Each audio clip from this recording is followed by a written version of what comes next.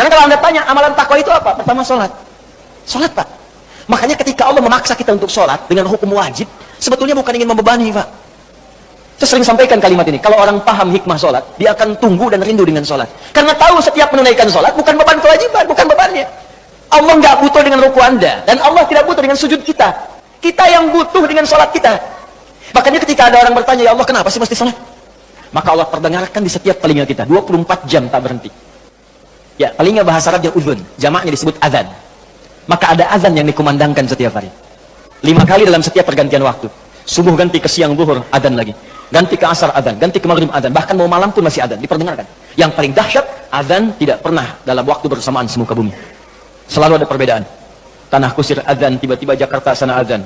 Jakarta selesai masuk Tangerang azan. Tangerang azan sampai ke Serang azan. Serang azan selesai Banten, Pandeglang azan. Terus, ternyata semuka bumi 24 jam azan tidak pernah berhenti. Apa itu azan? Bukan sekedar panggilan, tapi kalimat yang ingin disampaikan pada setiap orang yang mempunyai telinga dan pendengaran. Azan. Ketika diperdengarkan ada syahadat, Allahu Akbar, Allahu Akbar. Makanya tidak sedikit ada orang-orang itu, Pak Ibu sekalian, masuk Islam karena dengar azan. Dulu pernah ada orang cuma nonton, dia kuliah tuh di luar negeri. Ya, kemudian di flatnya itu bukan cuma orang Islam, ada temannya non Muslim. Yang Muslim ini bagus nih, bisa dibiasakan. Dia terbiasa dengan hal-hal Islami. Bahkan tayangan TV pun dia putar yang channel 1 itu dari Mekah tentang sholat, baca Quran. Ini bisa kita biasakan. Ke kantor, kalau sedang senggang baca mushaf, baca hadis. Mungkin bagi sebagian orang dengan izin Allah dapat hidayah, lewat kebiasaan kita. Begitu sedang membuka tayangan itu, muncullah sedang sholat Isya, tayangan persiapan sholat Isya langsung dari Masjidil Haram. Yang non Muslimnya tiba-tiba datang. Yang Muslim itu cuma iseng nanya begini, kawan, menurut kamu berapa jumlah orang yang ada di masjid itu? Temannya bilang begini, ya mungkin 1000, 2000 lah gitu. Ya. Apa jawab yang si Muslim ini? Ada di sana sekarang setidaknya 500.000 orang sebelum dilakukan perluasan. 500.000 orang. Pertanyaan kedua, perhatikan kalimatnya. Menurut kamu berapa lama waktu yang dibutuhkan untuk membuat mereka semua rapi seketika? Dia berpikir sejenak, kemudian dia jawab, mungkin seminggu 2 minggu kayaknya. Seminggu 2 minggu, sepekan 2 pekan. Kata si Muslim ini, aku akan tunjukkan kepadamu, tidak sampai 5 menit semuanya akan rapi dan baris. Kata yang kawan tadi, mustahil, gak bisa itu. Tadi kan rasionalitasnya jalan. Ketika rasio sudah mulai jalan, maka mudah bagi Allah memberikan hidayah dan hikmah kepada jiwanya. Maka seketika, kata temannya yang Muslim, sekarang coba lihat. Begitu qamat, Allahu Akbar, Allahu Akbar. Wah, sudah. Yang tawaf berhenti semua. Yang tadinya duduk, berdiri semua. Siap. Bingung temannya. Wah, jangan dulu, jangan dulu bingung. Lihat dulu nih. Begitu sudah imam yang mengatakan, istawu, istaqimu. Wah, semua rapi. Saat takbir, Allahu Akbar. Semua angkat tangan takbir. Maka apa respon yang non-muslim ini? Dia katakan kepada yang muslim, tolong tunjukkan kepadaku bagaimana caranya masuk Islam. Karena ini bukan agama buatan manusia. Gila ya? Ada orang nonton sholat Isya, masuk Islam. Ada orang sudah Islam, gak mau sholat Isya. Orang dah qomat nunggu dekat subuh. Ini bisa jadi asbab hidayah. Dan yang paling menarik begini Pak, kadang dalam keseharian, kenapa cuma Anda yang dengar azan? Kenapa Anda yang lihat, Anda pulang kerja, bisa kan lewat jalan lain. Tapi kenapa Anda bisa melewati orang sholat? Kok bisa melihat orang ke masjid? Kok tiba-tiba lewat ke tempat masjid yang sedang azan? Itu kan hidayah. Sebetulnya Allah akan jemput kita. Ketika Anda bertanya, kenapa kami sholat ya Allah? Dijawab lagi di suara azan. Hayya 'alas salat. Kenapa sholat ya Allah? Teruskan. Hayya 'alal falah. Tuh, falah. Sukses dan bahagia.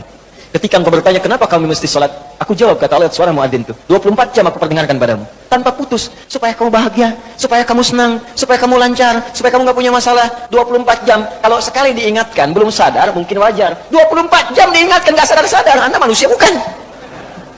24 jam. Datang terus, kedengaran terus. Gak sadar juga. Lalu apa lagi? Ini sekarang yang salah siapa? Jangan lagi Anda salahkan Allah. Ya Allah, kenapa saya mesti begini? Why me ya Allah? Why not, kata Allah. Kamu saya kasih nggak diambil-ambil. Makanya kalau kita sadar, cara berpikirnya begini, sholat membuat kita bahagia, maka semua orang akan menunggu waktu sholat. Karena itu ketika Anda punya masalah, kalimat sholat itu ketika disebutkan di Quran, bersanding dengan solusi. Quran surah kedua ayat 45. Wasta'inu bis-sabri was. Kalau engkau punya masalah, kata Allah, maka minta kepadaku. Sabar terima masalahnya, karena semua orang punya masalah. Bukan Anda saja, kata orang, semua orang hidup punya masalah. Perhatikan Quran surah kedua ayat 155. Walanabluwannakum bisyai. Semua orang yang hidup, kata Allah, aku akan uji dengan persoalan, diuji dengan masalah.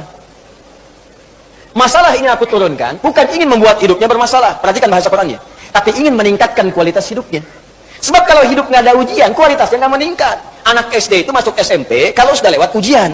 Harus diuji supaya kadar keilmuannya bisa diketahui layak untuk masuk SMP. Kalau nggak ada ujian, nggak ketahuan peningkatan ilmunya. SMP ke SMA ada ujian. Jadi kalau tahap yang sederhana saja ada ujian, apalagi hidup yang begitu kompleks, pasti ada ujian. Di cara berpikirnya jangan salah. Ketika sedang punya masalah, sesungguhnya Allah sedang akan meningkatkan kualitas hidup kita.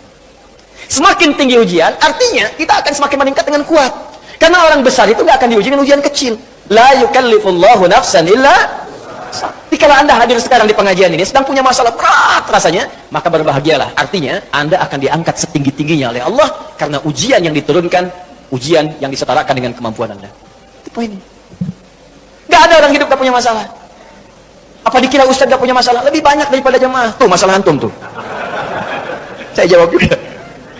Di hidup bersanding dengan masalah. Persamaan terbaliknya, orang yang tidak ingin punya masalah artinya tidak ingin hidup. Siapa yang tidak ingin punya masalah? Angkat tangan. Selesai. Nah sekarang kata Allah, kalau sedang punya masalah, minta kepada saya solusinya supaya dipermudah. Lewat apa ya Allah? Wassalah, datang. Kalau Anda masih nggak mau sholat, ditanyakan imannya oleh Allah. Makanya kalimat ini disebutkan sekali lagi untuk menguatkan di ayat 153. Dipanggil kalimat imannya. Seakan-akan begini bahasanya. Kamu ini punya iman apa enggak sih? Kalau nggak punya iman, kamu apa? Ya karena nggak ada iman. Sekarang kamu masih mengaku beriman, tapi saya panggil sholat nggak datang. Karena itu di ayat 153, paling kanan sebelah bawah, itu kalimatnya berubah dengan disebutkan kata iman di depannya. Ya ayyuhalladzina amanu. Hei semua orang beriman. Mana imanmu?